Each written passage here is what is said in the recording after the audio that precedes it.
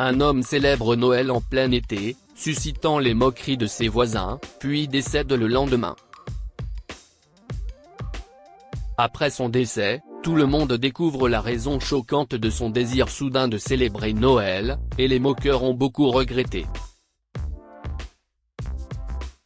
Marco Griffi s'est assis sur le canapé du salon, essuyant anxieusement ses paumes de main moites sur ses cuisses et fixant sa porte d'entrée. Lorsque sa femme, Victoria, a remarqué qu'il était agité, elle l'a pris dans ses bras et s'est assise à ses côtés. Ils viendront, Marco. Je sais qu'ils ont été décontenancés par cette demande soudaine, mais je suis sûr qu'ils vont venir, a-t-elle dit en le consolant. Lorsque Marco s'est réveillé il y a 6 jours, le 13 juillet, il a dit à Victoria qu'il voulait passer Noël avec sa famille, ses enfants, Berta et David, leurs conjoints, Harry et Rosaline, et ses petits-enfants, Angela, Mike et Tim. Victoria est évidemment déconcertée par son souhait de fêter Noël, car on est en plein mois de juillet, sous la chaleur étouffante, leur maison a été ornée de décorations de Noël. Je sais que tu adores Noël, chérie, lui avait dit Victoria. Mais cela semble absurde. On est encore en juillet, après tout. Si est-il encore trop tôt pour le fêter? Marco a insisté pour fêter Noël et Victoria n'a eu d'autre choix que de céder. Elle a appelé leurs enfants et leur a dit de rentrer avant le 18, la date choisie par Marco pour la célébration. Ils étaient tous occupés mais avaient promis d'essayer de trouver du temps, mais essayer ne garantissait pas qu'ils viendraient, et Marco était donc inquiet. S'ils ne viennent pas, a-t-il finalement dit après une pause. Il n'y aurait que toi et moi pour le fêter, chérie. Si est-il bon, au moins je t'aurai à mes côtés. Pour te dire la vérité, Marco, gloussa Victoria, quand je t'ai épousé, je n'ai jamais pensé que je ferais quelque chose comme ça un jour.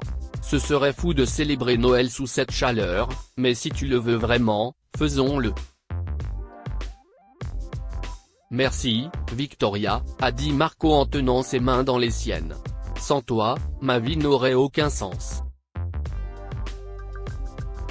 Merci encore d'être resté à mes côtés tout le temps. Je t'aime. A-t-il ajouté en masquant ses larmes du mieux qu'il pouvait. Victoria a senti que quelque chose ne tournait pas rond chez Marco, mais elle n'y pensait pas vraiment. Peu de temps après, on a sonné à la porte et sur le perron se tenaient les enfants et leurs familles. Oh, ils sont là. Merci beaucoup d'être venus, les enfants. Merci, a dit Marco en se levant du canapé et en embrassant tout le monde. Après une petite séance de bavardage autour d'un thé et de biscuits, tout le monde a repris ses tâches pour préparer le Noël estival, et alors que Berta aidait Victoria dans la cuisine, elle a finalement exprimé sa confusion concernant la demande étrange de Marco. Qu'est-ce ce qui se passe avec papa, maman? A-t-elle demandé. Mon patron a fait toutes sortes de caprices. C'était si difficile d'obtenir un congé. Pourquoi papa tient-il tant à fêter Noël maintenant? Je suis aussi confuse que toi, chérie, a admis Victoria en mettant des biscuits au four. Mais à chaque fois que je lui ai dit d'annuler ou que j'ai essayé d'en rire, Marco devenait toujours sérieux et émotif.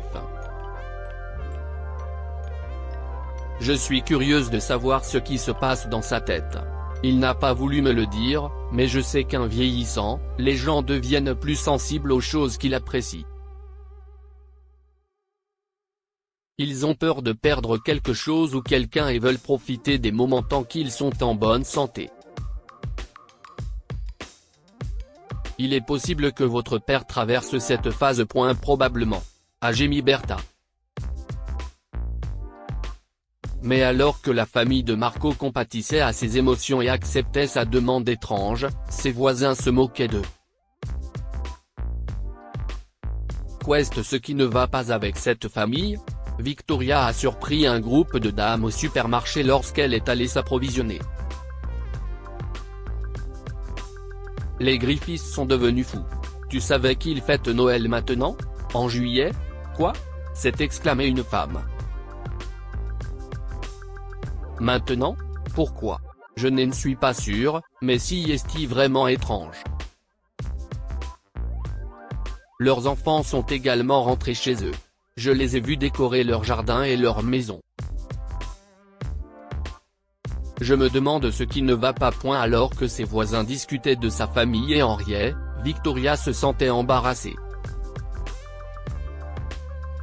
Au fond d'elle-même, elle savait qu'il n'avait pas tout à fait tort. N'importe qui aurait trouvé ce qu'il faisait étrange.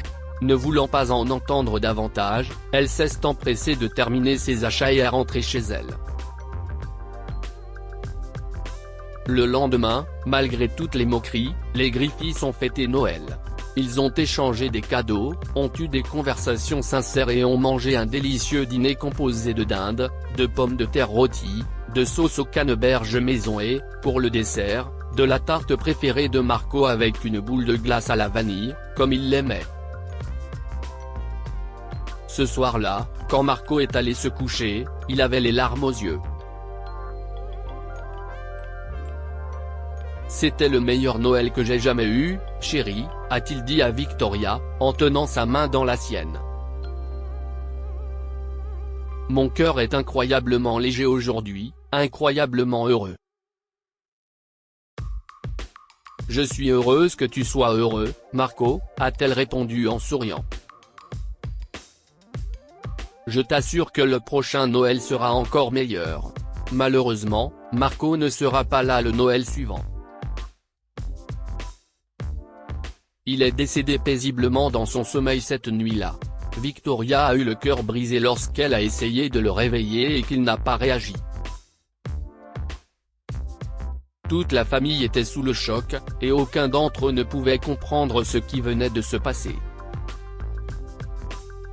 Le jour précédent, ils étaient excités et très heureux, et le lendemain, ils pleuraient la perte d'un être cher. Tandis que les enfants s'occupaient de l'organisation des funérailles, Victoria est restée figée, le cœur encore incapable de comprendre ce qui s'est passé. Il y avait vraiment quelque chose que Marco cachait. J'aurais dû le presser d'expliquer pourquoi il voulait fêter Noël si tôt. Était-il conscient qu'il n'avait pas assez de temps? Il y avait d'innombrables questions dans la tête de Victoria et elle savait qu'une seule personne pouvait y répondre. Victoria est retournée dans sa chambre et a appelé le médecin de Marco. Quand il a entendu la nouvelle de la mort de Marco, sa voix a changé. Mes condoléances à vous et à votre famille, Madame Griffiths. Le fait est que M. Griffiths savait qu'il n'avait pas beaucoup de temps. Il a révélé que Marco avait été diagnostiqué avec un problème cardiaque avancé et qu'il avait une semaine au maximum à vivre. Marco ne voulait pas le dire à sa famille car cela les rendrait tristes. Lorsque Victoria a appris cela, ses larmes n'ont pas arrêté de couler. Oh, Marco! Elle s'est effondrée sur son lit et a pleuré comme une enfant. Finalement, la nouvelle de la maladie de Marco s'est répandue dans tout le quartier, et ceux qui se moquaient de lui ont regretté leurs paroles. Après tout ce que Marco voulait dans ces derniers jours, c'était de se faire des souvenirs avec ses proches et de célébrer son occasion préférée. Personne n'avait le droit de le juger pour cela. Tous ceux qui s'étaient moqués de lui se sont sentis mal et se sont excusés en lui rendant hommage lors de son enterrement. Que pouvons-nous apprendre de cette histoire? La vie est trop courte, alors faites quelque chose que vous aimez et ne vous souciez pas des critiques des autres. La famille de Marco a reconnu ses sentiments et a réalisé son souhait de fêter Noël, même si tout le monde autour d'eux les a ridiculisés pour cela. Heureusement, ils ont réalisé son dernier souhait. Créez autant de souvenirs précieux que possible avec vos proches. Marco est parti pour sa demeure céleste heureux après avoir créé beaucoup de beaux souvenirs avec ses proches. Sa famille, elle aussi, est reconnaissante d'avoir des souvenirs avec lui qu'elle peut chérir maintenant qu'il n'est plus là. Partagez cette histoire avec vos amis. Elle pourrait égayer leur journée et les inspirer. Lire aussi, un homme pauvre réalise le dernier souhait de sa grand-mère de reconstruire sa maison, il trouve une cave près de celle-ci. Histoire du jour. Abonnez-vous à Mon Mama sur Google News.